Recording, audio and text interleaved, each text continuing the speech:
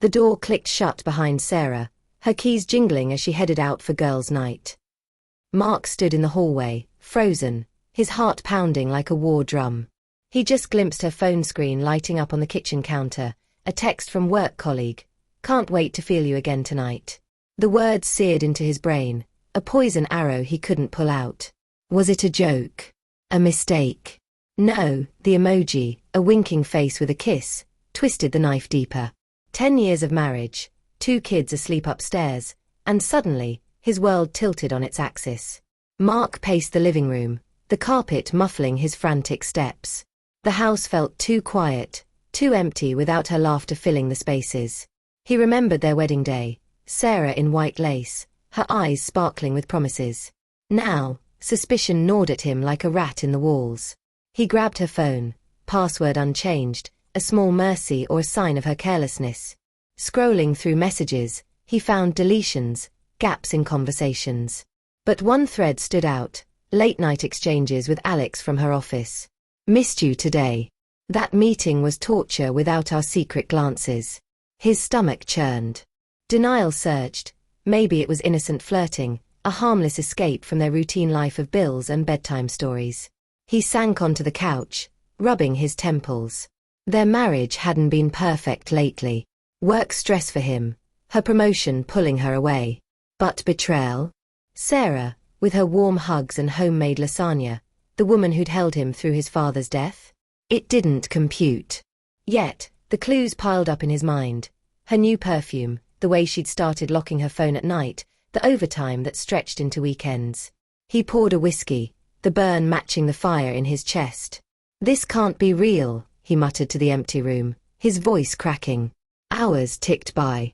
Mark replayed memories, searching for cracks. Last month, at dinner, she'd jumped when her phone buzzed, excusing herself to the bathroom. He joked about it then, but now it stung.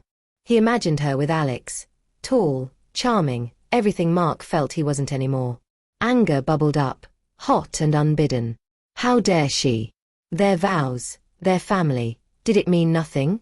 He wanted to smash something, but instead, he cried, silent tears soaking his shirt. The kids, Emily and Jack, what would this do to them? He pictured their innocent faces, and heartbreak crashed over him like a wave. Sarah returned at 2 a.m., her heels clicking softly. Mark feigned sleep on the couch, but his eyes cracked open. She smelled of wine and something musky, foreign. "Honey," she whispered, shaking him gently. "Why are you down here?"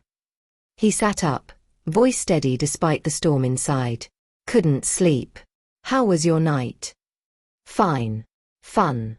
You know, girl talk." Her smile didn't reach her eyes. She leaned in for a kiss, but he turned away, mumbling about a headache. Suspense hung between them like fog. The next days blurred into a tense routine. Mark watched her closely, her laughs too forced, her touches hesitant. He found a receipt in her purse, a hotel bar, 2 drinks, dated last week when she claimed a work event. Denial cracked. Suspicion hardened into certainty. One evening, after the kids were in bed, he confronted her. "Who's Alex?" he asked, holding up her phone like evidence in a trial. Her face paled. "What? He's just a co-worker. Why are you snooping?" "Because you're lying, Sarah. The texts, the late nights, it's all there." His voice rose, trembling. "How long?" She crumpled, tears streaming. "Mark, please. It was a mistake. I was lonely. You were always working, and he listened." Lonely. Anger exploded. "We have a life together.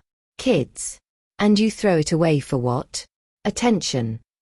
He paced, fists clenched. "I trusted you. Completely." The fight escalated, words like daggers. She admitted to the affair, 3 months, stolen moments that shredded his soul. Heartbreak mingled with rage. He felt gutted, hollow. "I want a divorce," he spat, the words tasting like ash. The papers were filed the next week. Sarah begged for forgiveness, but trust was a shattered vase, impossible to mend without scars. In court, the judge, a stern woman with kind eyes, reviewed their case. Mr. Thompson, Mrs. Thompson, I see potential here. No abuse, just pain. I'm ordering mandatory counseling, weekly sessions until I say otherwise. Divorce isn't final until you've tried. Mark groaned inwardly. Counseling. Again and again. He wanted out, not to relive the betrayal. The first session was agony. In a sterile office, with Dr. Ellis mediating, Sarah sobbed. I love you, Mark. It was stupid. I felt invisible. He stared at the floor. Invisible? I gave you everything. How do I forget your lies? Emotions churned, denial resurfacing as hope, then anger dousing it. Dr. Ellis probed gently. Mark, what hurts most? The collapse, he whispered. Our foundation crumbled. I see her with him in my dreams. Sessions dragged on, week after week. Mark attended reluctantly, the judge's order a chain around his neck. Sarah shared her side, postpartum depression after Jack, feeling trapped in suburbia, Alex's flattery a dangerous spark. Her motivations were painfully human, seeking validation in a marriage grown stale. Mark's walls cracked, he admitted his absences, buried in work to avoid his own fears of inadequacy. Tension built in each meeting. One session, he yelled, "You destroyed us." She reached for his hand. He pulled away, but the touch lingered. Another time, they laughed over old photos, a flicker of the love they'd lost. Suspense wove through. Would he forgive? Could trust rebuild? Months passed. The kids noticed the strain, Emily asking, "Why are you sad, Daddy?" It broke him anew. In the final mandated session, Mark faced her. I can't forget, Sarah. But I see why it happened. We both failed. She nodded, eyes wet. I regret it every day. The judge granted the divorce, but with a twist, joint custody, ongoing co-parenting classes. Mark walked out, free yet burdened. Heartbreak had evolved into quiet acceptance. He hugged the kids tighter that night, vowing to rebuild alone. Years later, at Emily's graduation, Mark and Sarah stood apart, civil. He glanced at her, the pain a dull ache now. Trust might never fully return, but understanding had bloomed in its ruins. Life moved on, scarred but wiser, a testament to love's fragility and the human heart's reluctant resilience.